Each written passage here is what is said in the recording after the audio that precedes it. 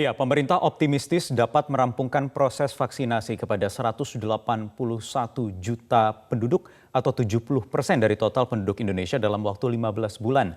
Apakah dengan jumlah dosis vaksinasi yang dilakukan saat ini mampu mengejar target vaksinasi untuk membentuk herd immunity? Kami akan membahasnya bersama Guru Besar Fakultas Farmasi Universitas Gadjah Mada, Profesor Zulis Ikawati yang bergabung dari luar studio. Selamat malam, Prof. Zulis. Jadi kalau hitung-hitungan Anda, bisakah tercapai herd immunity dalam waktu 15 bulan?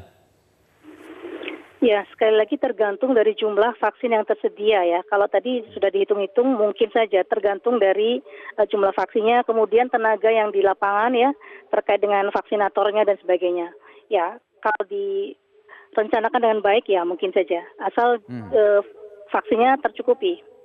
Ya, tetapi John Hopkins memproyeksikan 10 tahun. Iya, itu kan perkiraan ya. Makanya itu memang gini, itu adalah di atas kertas ya. Tapi kan memang kondisi di masing-masing negara juga berbeda-beda. Jadi memang kalau di Indonesia ini kesulitannya kita kan memang negaranya cukup luas dengan jumlah penduduk yang besar, tersebar di berbagai pulau-pulau yang itu nanti terkait juga dengan aspek distribusinya, distribusi maupun juga logistiknya itu juga merupakan tantangan sih sebetulnya. Ya, jadi memang tidak bisa digeneralisir juga, tetapi ya hal seperti itu sudah harus dipikirkan dan itu harus dimitigasi begitu. Ya, tetapi Prof. Zulis sendiri melihat laju vaksinasi kurang lebih rata-rata 60.000 vaksinasi setiap harinya, bagaimana? Iya,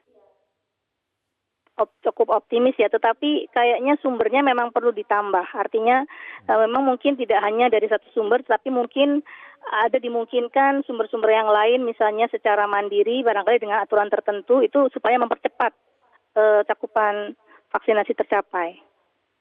Saya menarik ingin memperdalam soal vaksinasi mandiri ini. Sementara pemerintah sekarang masih memprioritaskan vaksinasi gratis, terutama menggunakan yang sudah ada saat ini dengan vaksin dari Sinovac. Menurut Anda, sepertinya pemerintah apakah harus merubah strategi, harus mempercepat rencana vaksinasi mandiri, atau bagaimana? Iya, kalau melihat tadi ya dengan jumlah penduduk yang sangat besar juga dengan kita mentargetkan 70% ya harus bisa tervaksinasi. Saya kira salah satu opsi ya memang dengan memberikan kemungkinan vaksinasi mandiri, karena tidak semua populasi Indonesia itu kan memerlukan yang gratis ya. Artinya ada juga sebagian mereka yang bisa manage mungkin oleh company-nya atau mungkin oleh lembaganya begitu untuk mendapatkan vaksin yang tidak harus melalui jalur pemerintah, dan itu akan membantu untuk mempercepat tercapainya cakupan vaksinasi. Kapan sebaiknya hal itu diberlakukan? Apakah harus menunggu dulu tenaga kesehatan dan juga semua yang ada di garda terdepan, TNI, Polri, dan masyarakat umum lain yang masuk daftar di tahap 1 ke 2 ini selesai? Atau seharusnya bisa lebih cepat lagi?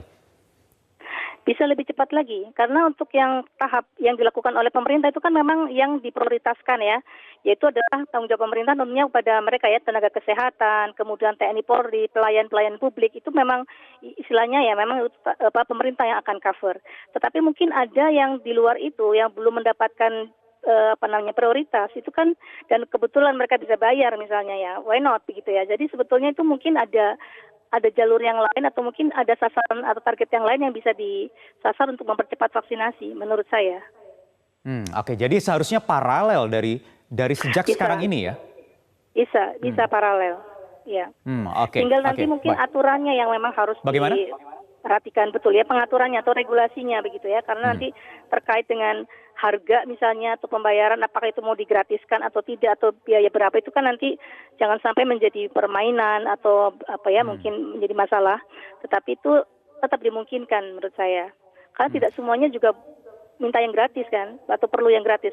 Banyak orang-orang yang mereka mampu begitu dan itu bisa membeli vaksin sebetulnya kan, dan itu akan mempercepat begitu daripada yang orang kaya antrian yang gratis ya. Ya, Prof. Zulis, kalau menurut hitung-hitungan Anda, jika vaksinasi mandiri ini bisa segera dibuka secepat mungkin, paralel, ini kapan? Apakah herd immunity ini bisa lebih cepat lagi tercapai dari waktu atau target 15 bulan ini?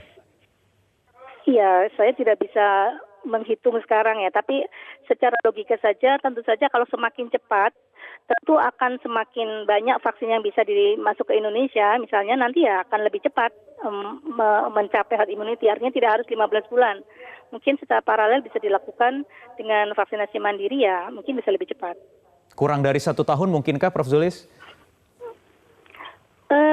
Tergantung jumlah vaksinnya yang masuk ke Indonesia. Karena itu sekali lagi kan tergantung jumlah vaksinnya ya. Jadi kalau secara jumlahnya mencukupi ya bisa saja kan tersedia.